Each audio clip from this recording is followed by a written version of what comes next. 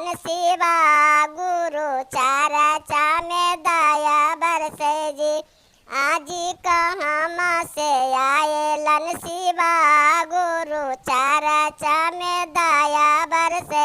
दिल्ली से आएलन हलिंदर भैया और लीलमा दीदी जी। दिल्ली से आएलन हलिंदर भैया और लीलमा दीदी जी। आज कैलाश से आएलन शिवा गुरु चरचा में दया बरसे जी। आज कैलाश से आएलन शिवा गुरु चरचा में दया बरसे। कहमा उतार